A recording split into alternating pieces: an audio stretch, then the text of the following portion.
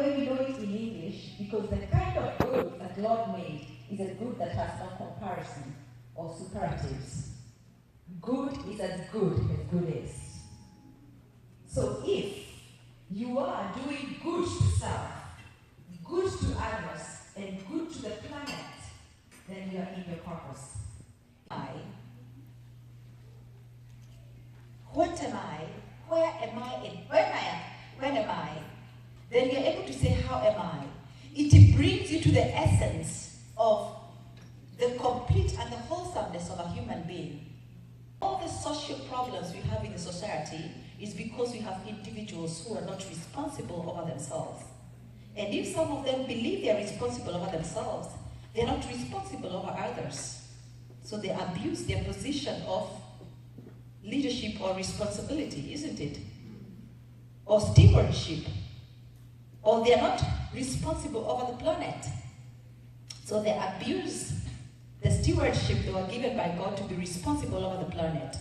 That is why the planet is right now very somehow incapable or not fully capable of supporting the human life and the life that is within the ecosystem of life, isn't it? And we can feel and see the evidence of it. So be a good steward of ourselves, others, and the planet. I will come to that question last. What am I? What am I is a conversation and a question of what you're capable of doing, what you do. But I meet you and ask you, who are you? You quickly tell me, I'm a teacher, I'm a student, I'm a doctor. But really the question is, what are you? What are you are the things that you do. It's the essence of the doing. Your capabilities, your skills and competencies. And what you do for a living is what you are. Not who you are, isn't it? When you talk about the conversations of when, is a place. When am I? The essence of time, isn't it? Yes. So we can talk about progression of time in terms of growth, or a season of joy, pain, life, mourning. But collectively, the seasons you are in. Then we talk about where am I, we are defining the various spaces of life you are in. As a human being, you're continuously moving in and out of spaces. There are some spaces that are temporal or seasonal, or others take longer. Right now, you are in this space called Queen's Night, isn't it? Yeah. Before you came here, you were in another space, whether you were at home or at work. Whichever space you are in, the context is a form of relationship.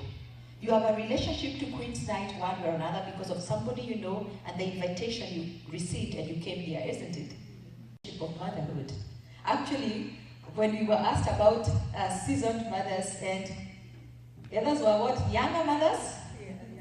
Yeah, and I asked, is a young mother defined by her age or the age of a child?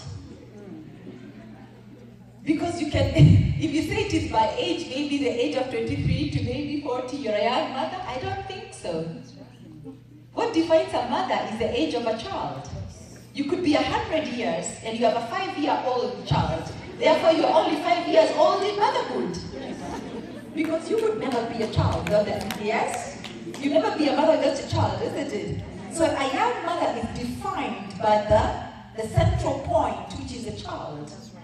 Because without the child, then the mother cannot be. So you are defined by the child. So the young mothers are those mothers with children of a certain age. Because then that is your age in motherhood. She was only maybe 1 year or 1 month in motherhood.